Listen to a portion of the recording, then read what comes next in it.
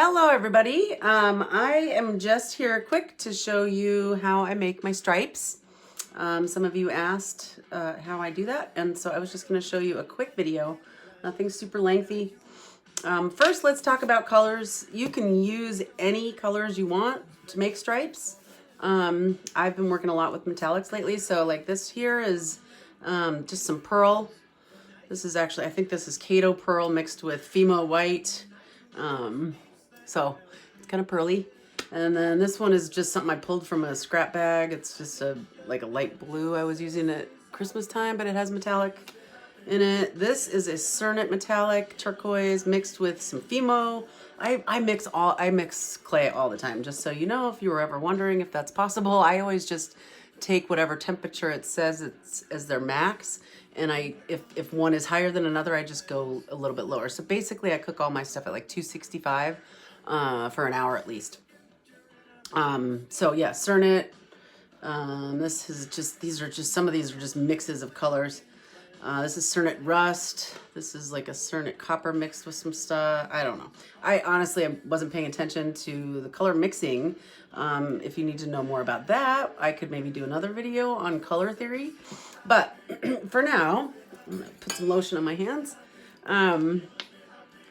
But I usually try to make stripes where I have a lot of similar tones, a couple of contrasting tones, and a white.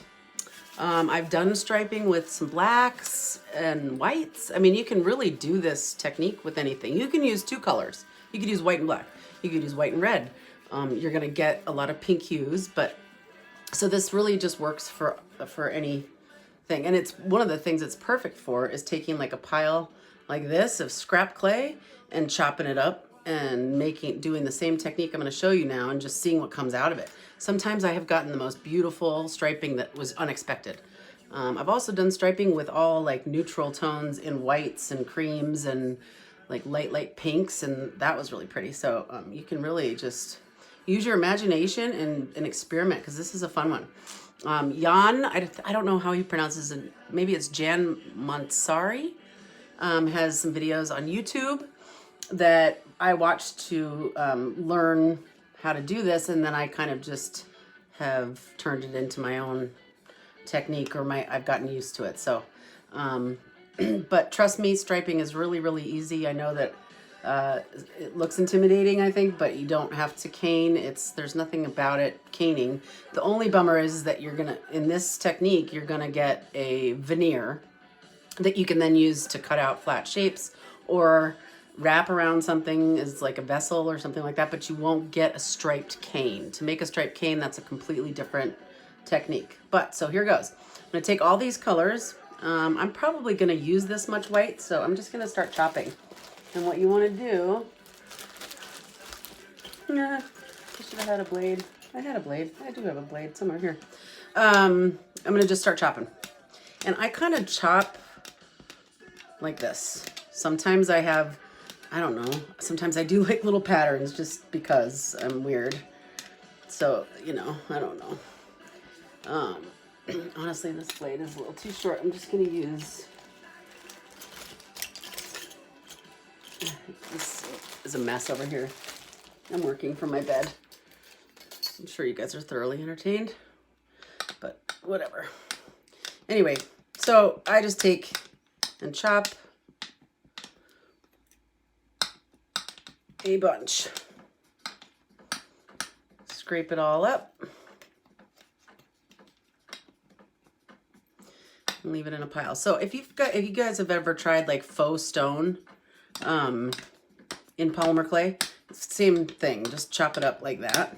Some people like to use their wavy blade when they're, you know, doing the faux stone technique. I don't know. I've always just used my straight blade, but it seems to work fine for me. So I'll leave this pile, and then I'll just go to the next color and chop.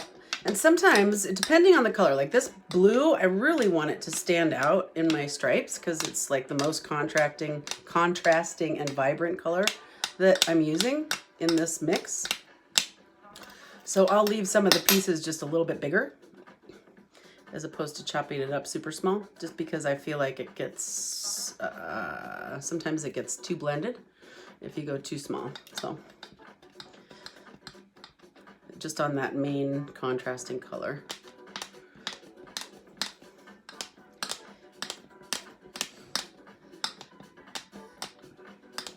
Chop, chop, chop, chop, chop. And I have really hot hands. I don't know if anybody else has hot hands, but I have hot hands. And right now, normally I work with a little gel, like ice pack for sore muscles. I work with that underneath my tile. I just forgot to grab it before I sat down here. So my clay is acting kind of sticky at the moment. Usually I like to have it where the clay, like it's cold enough on my tile that the clay just kind of falls apart and crumbles so that it doesn't stick too much. But if it does stick, it's not a big deal because you're going to chop it all together anyway. So just keep chopping.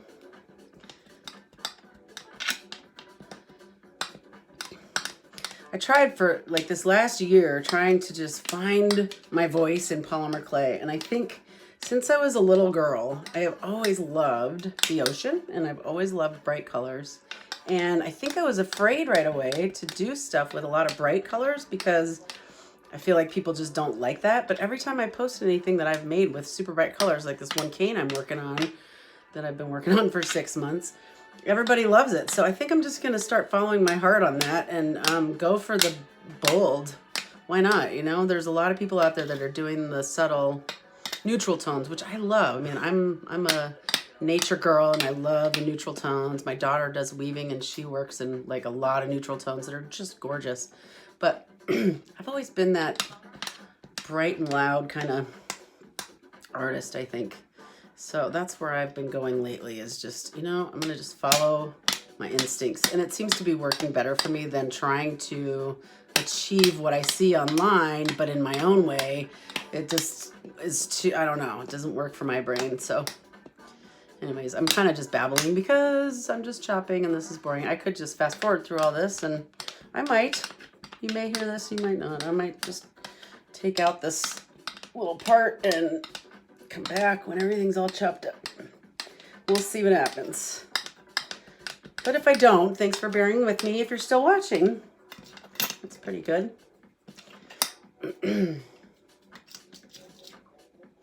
Yeah, my tile's usually never this sticky.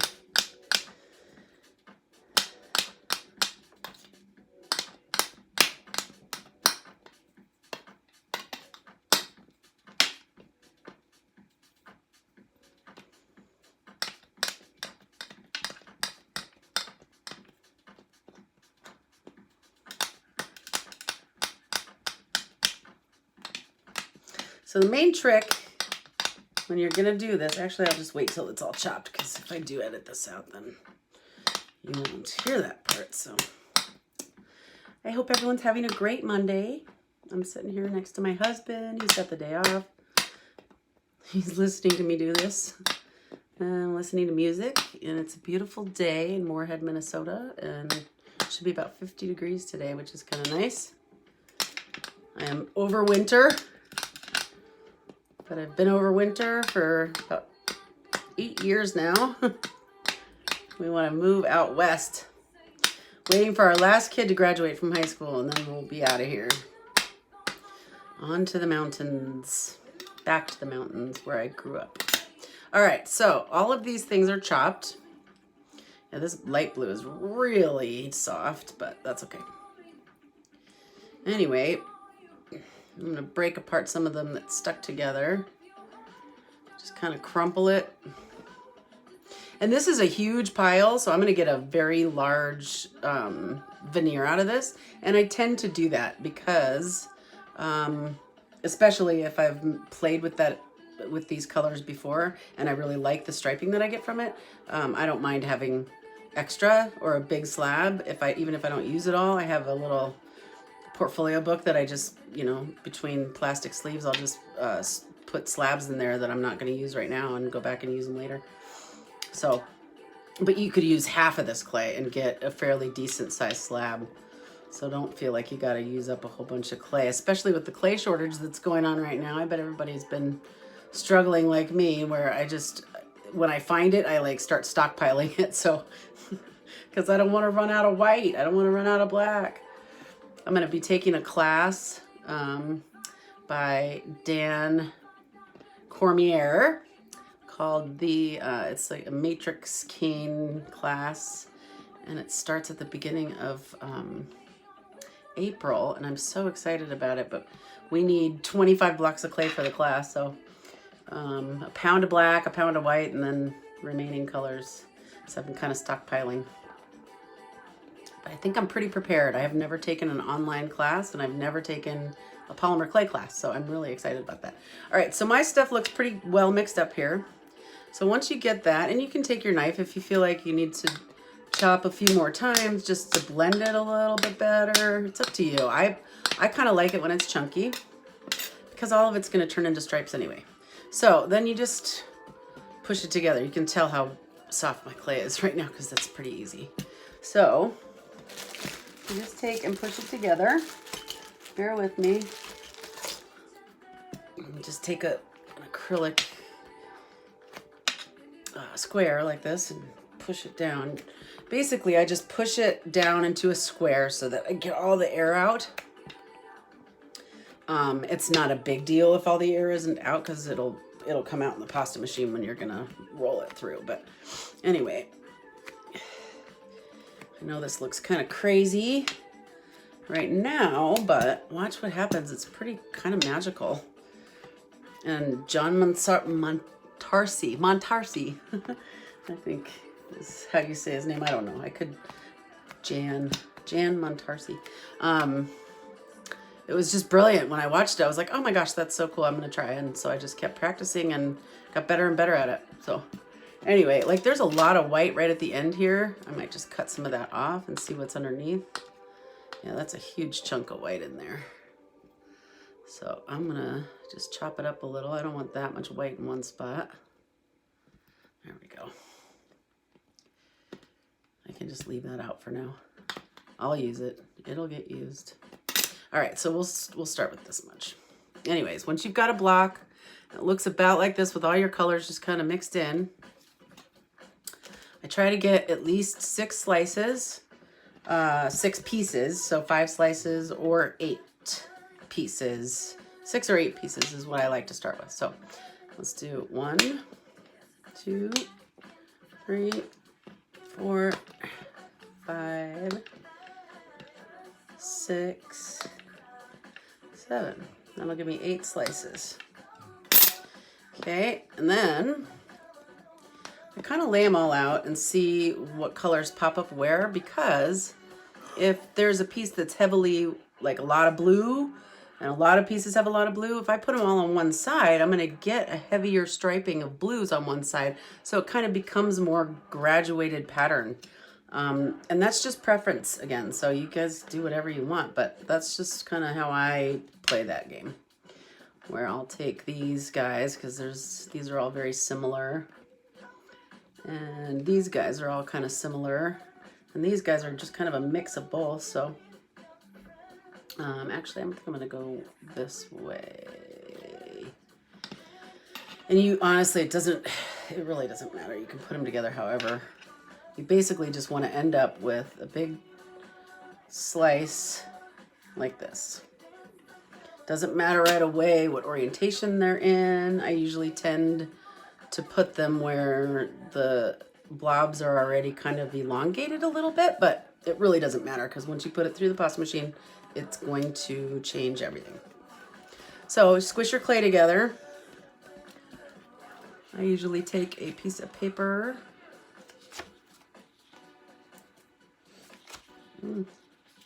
It's stuck right now. Here, I'll use this. I'll use one of these. And then I take,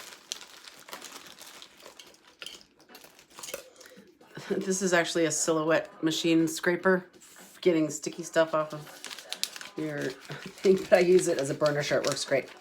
You can use a brayer, you can use your fingers, but I have arthritis in both my hands and I can't put a lot of pressure directly on my fingers, so it helps to have tools like this. Anyways, I'm just burnishing this so that it just stays squished together when I go to pick it up.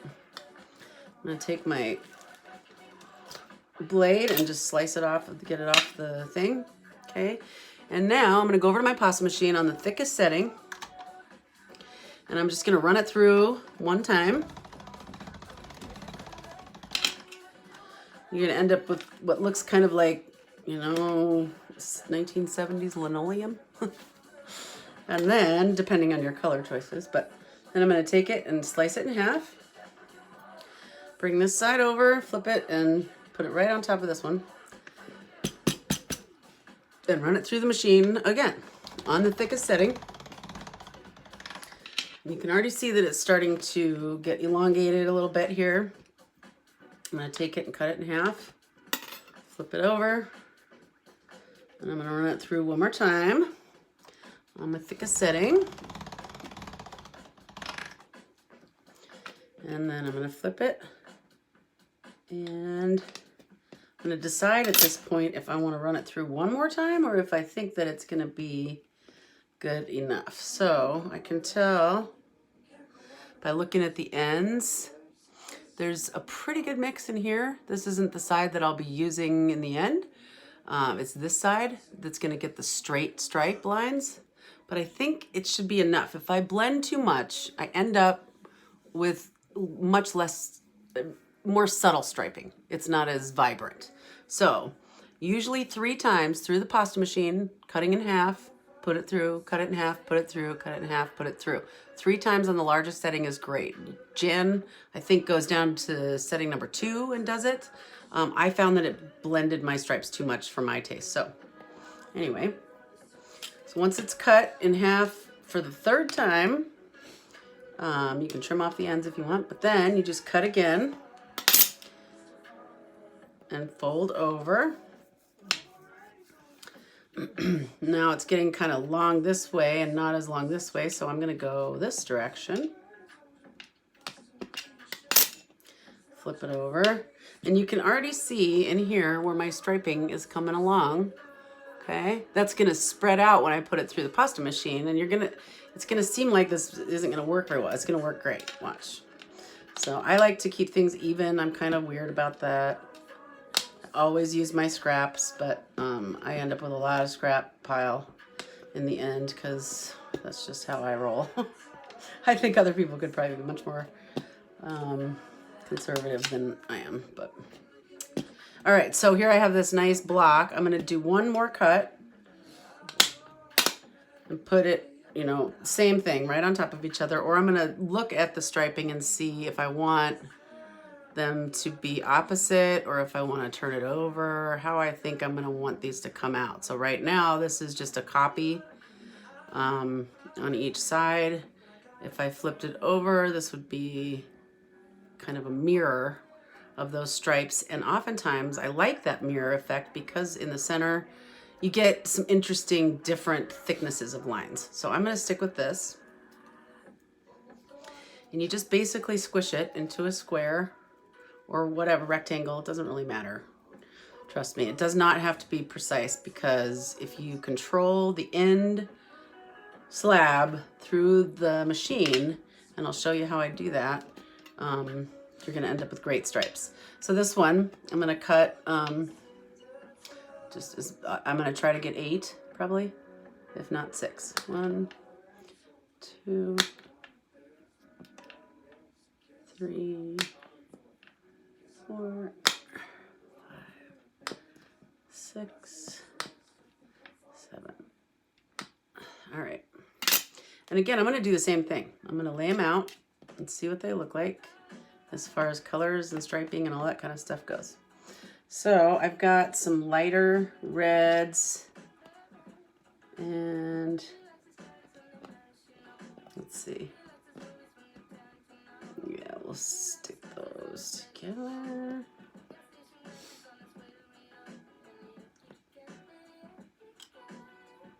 Whoops.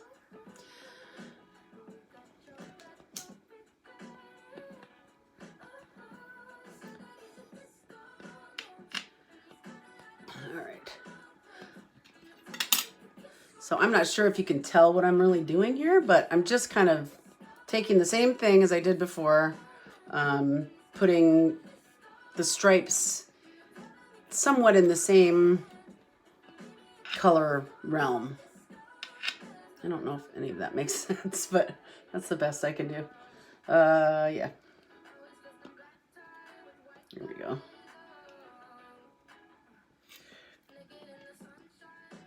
Oh.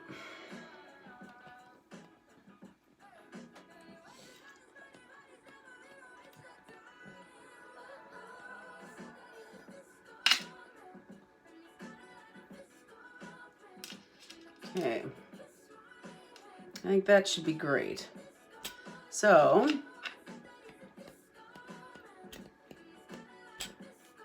I just push them together. And I know that this looks really messy, but trust me, in the end, it won't be. It's pretty crazy how this works out. But you could be a lot more clean about this than I am. I've just done it so many times that I know that this doesn't really matter in the end if it's all wonky and wavy looking, because they get straightened out. So I burnish this again, just to make sure all my pieces are going to stick together. No fun having your clay separate in the pasta machine as it's rolling through. That's not fun. So it's pretty squished. And this, again, my clay is so soft right now. But scoop it up. Just like this, okay? You can see that, right? It's all wonky and weird. I'm going to come back over to my pasta machine, and I'm going to roll it through, thickest setting, straight down. And you're going to see all these different, like your 4 sections are just going to look funky. I'm going to pick a side that I am liking the colors standing out more. And I like that the blue is sticking out more here and the red. I think those are going to be more fun than this side is a little more subdued. So I'm going to fold it this way because this is the side I didn't want. And this is the side I do want to focus on bringing out more. So I fold it this way. I'm going to put it back through. And I don't know if you guys are watching what I'm doing, but as I'm rolling my clay through the machine, I'm controlling how thick it gets. I know that some people have adjusters on their pasta machine to help with that, or you can put a block of clay there. I've just been practicing for a while, so I do it with my hand, and it's just habit. But it's kind of nice because I can control how thick I let things get. But here it is, that's after the first time through. I'm gonna go again. And already we're getting some pretty cool striping going on here, right? It's pretty awesome. I'm gonna fold it again because I don't like this end. So I'm gonna fold it. And that side's pretty fun too. That's got some yellows in it, but I like the blues. I like this side better. It's just really pretty. So, and don't worry about these frayed guys. You can just shove them up against the side of the pasta machine and run it through. And there, I'm pretty happy with that. That's pretty awesome right there. Those are some gorgeous stripes. And to extend your clay slab, if you don't want it this long, here's a couple different things that I've done in the past and that I continue to do. I will cut it and stretch just a little bit, depending on what I want. So like if I'm gonna do Bargello, I might just leave it at this width and slice them all like this and then do my Bargello. If I want a whole slab of stripes and maybe I'll do a silk screen over it or something like that. I'll take it and stretch the clay just a little bit. You don't want to stretch it to the point where it's getting a lot thinner in some spots and thicker in other spots. I just kind of stretch it out a little and make my lines where I want them super straight.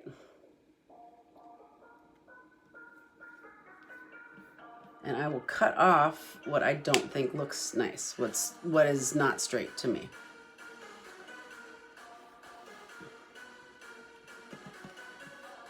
Okay, so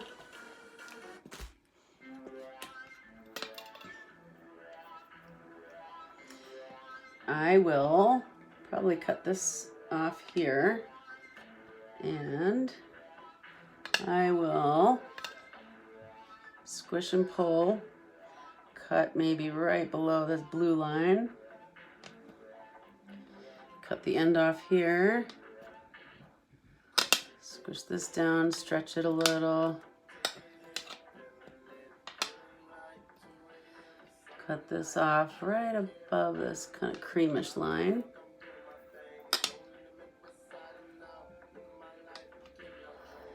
Okay, so here's one part of that long slab that I just got. It's beautiful. And I will take this one and do the same thing and then decide how I want to lay them together, and I'll just burnish those together. You got to do this one, this kind of technique here, you got to do carefully, or you can your lines will get crooked and wavy if you're not careful. But I figured I'd just show you how I, you know, play around with the stripes. I mean, from here I've done things where I'll cut it in 45s and then take and turn the striping so that you get different patterns out of it. I mean, there's so many things you can do with stripes. I don't know. Stripes have been my jam lately, it seems like. So, all right, so I'm gonna cut it off about here. And all these scraps I'll use. I will use those for sure.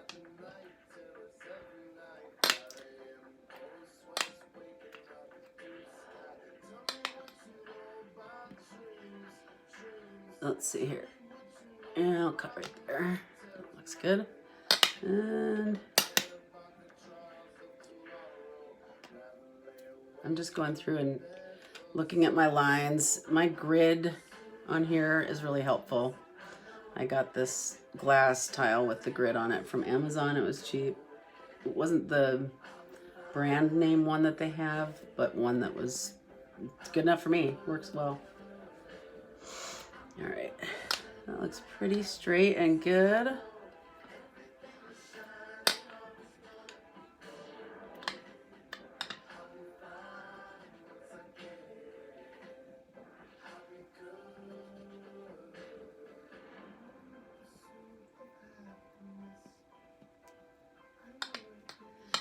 Okay.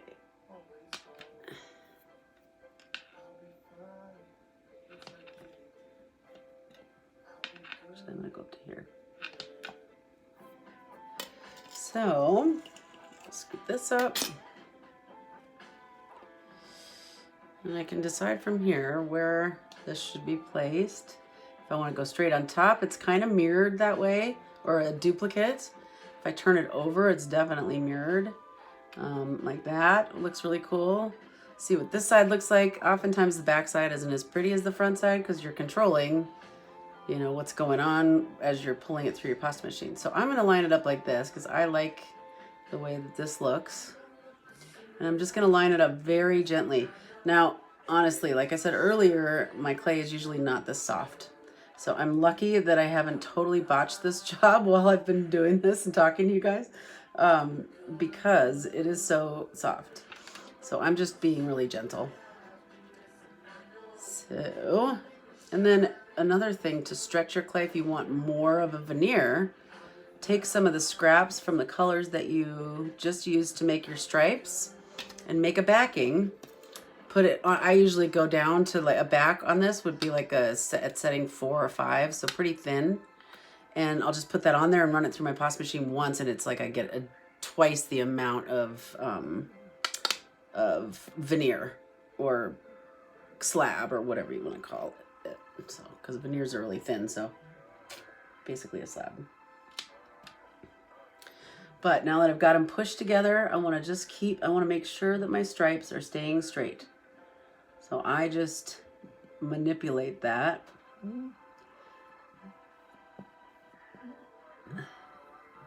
Until I'm happy with it.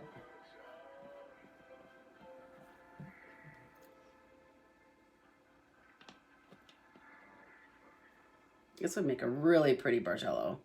I might do that with it. I don't know. And then I will burnish it one more time. Cleaner sheet of paper. I can't get to my wide enough paper right now. It's under a clamp. So, I'm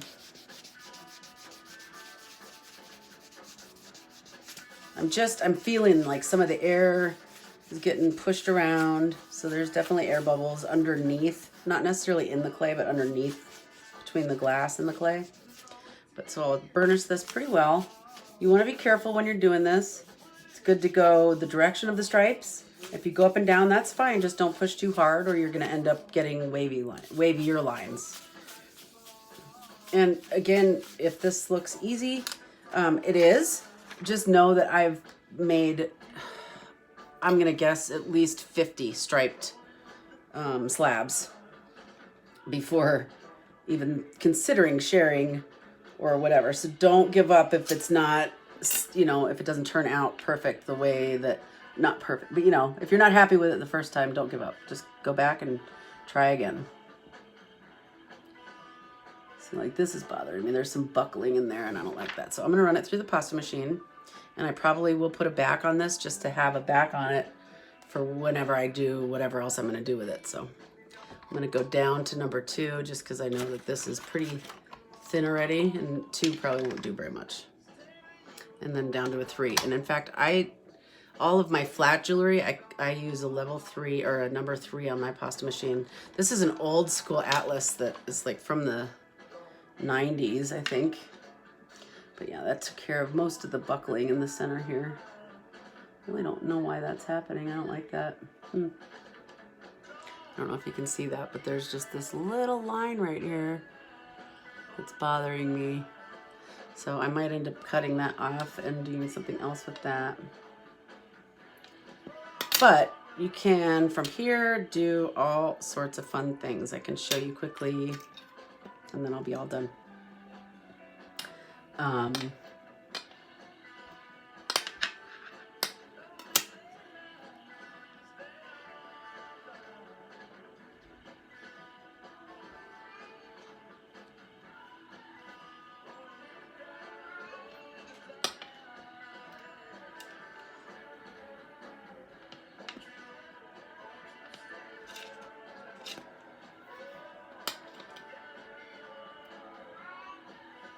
Hi, kitty.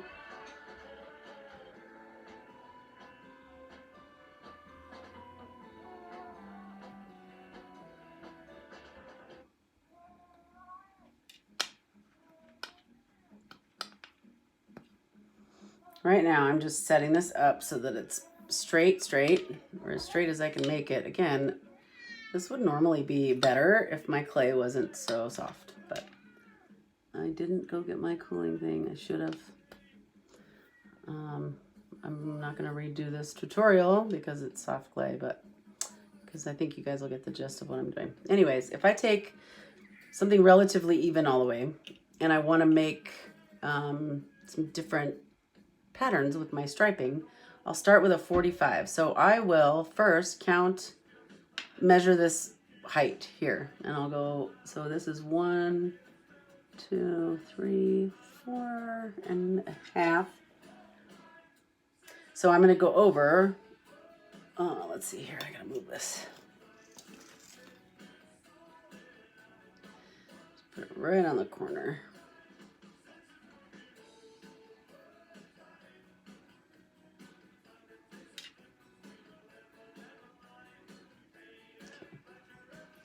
So we've got,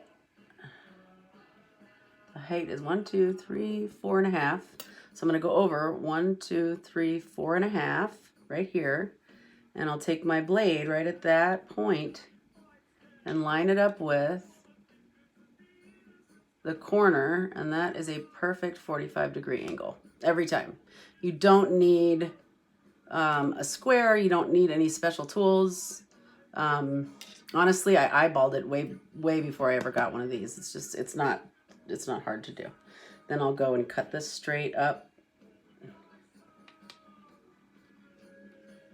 And you can do the same thing with this one if you want. It's just going to be a different, it probably won't match it because now it's not square anymore, so I'll have to make it square. And because the bottom end is shorter than the sides, I'm going to have to bring the top down on this one a little bit. So let's see, 1, 2, 3, 4 and a half, well, almost 4 and a half. Not quite. Now let's do this. So I bet it's really more closer to a 4.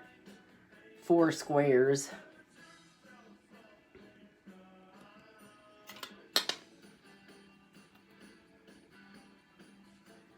3, 4. we'll just chop it at 4. And then we'll go 1, 2, 3, 4 and chop this up.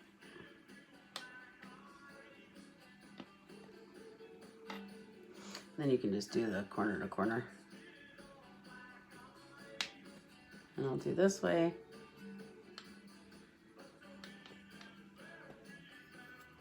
And you can even go this way. And this way.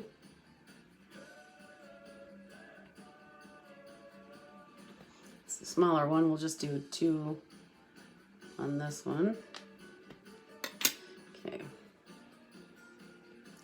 If I pull the opposite sides,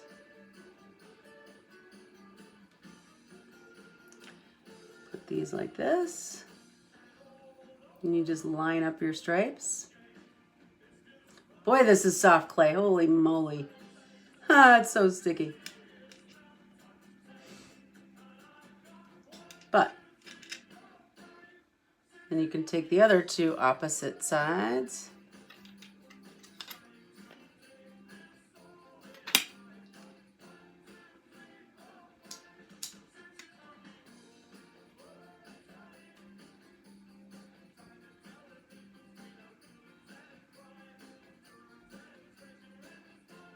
And you want to cut these ones in half again because you're not going to get a matching pattern on both sides of the clay because of the direction the stripes are going. So then I would take these 2 and turn them. Not that way, not that way. How does it go? Oh yeah, okay. Go this way.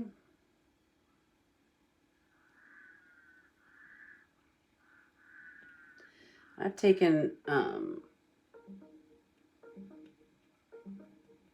stripes in patterns like this, and I'll take these little bits and I'll just leave them like this, and then I'll use my cutters and I'll like cut out inlays and put them into maybe a mica shift piece or something like that. It's kind of fun.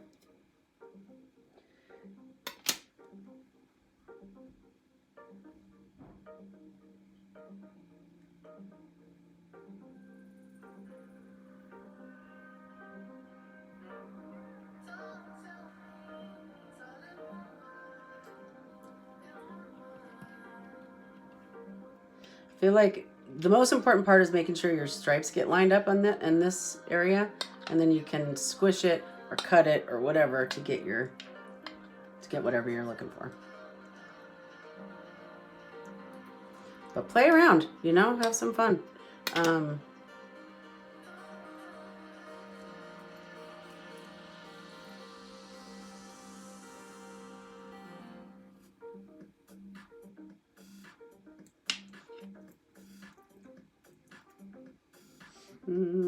We'll just do this. Let's see.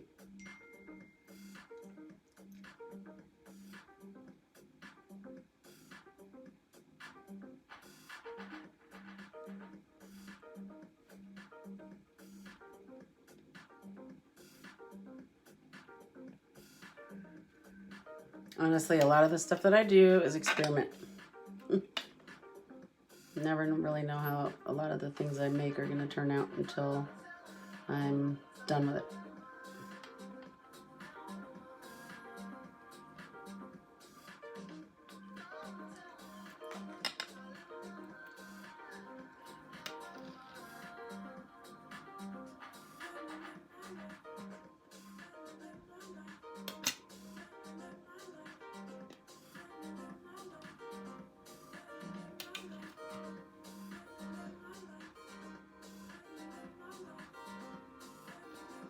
We'll do this one.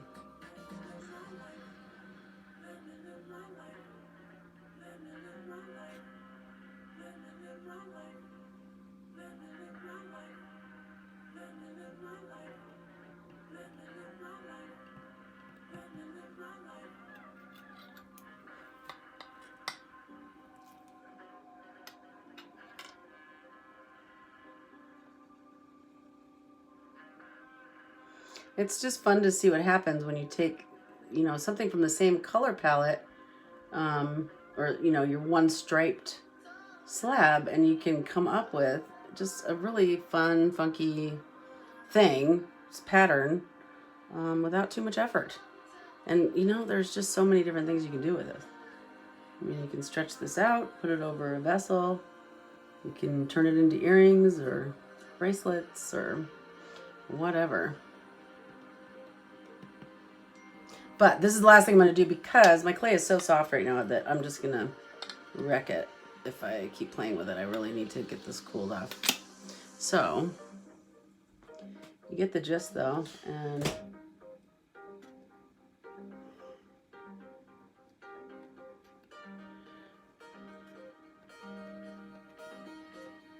not perfect, but you know, I like that the squares don't line up. I think that looks fun. Kind of modern. I don't know, funky. I don't know what the word would be.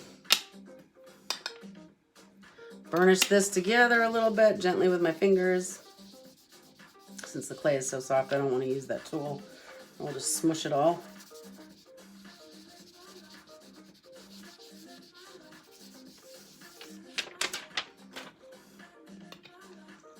Scoop it up, see what the backside looks like. Haha, fun.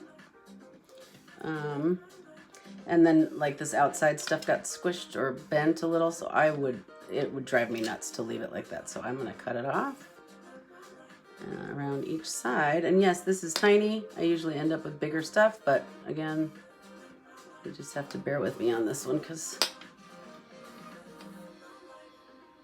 it's so soft. But I'm not really apologizing or anything. This is fun. It looks cool. I'm happy with it. Turn it into something. Be a cool, like, I could squish it into a cabochon mold. That would be kind of cool.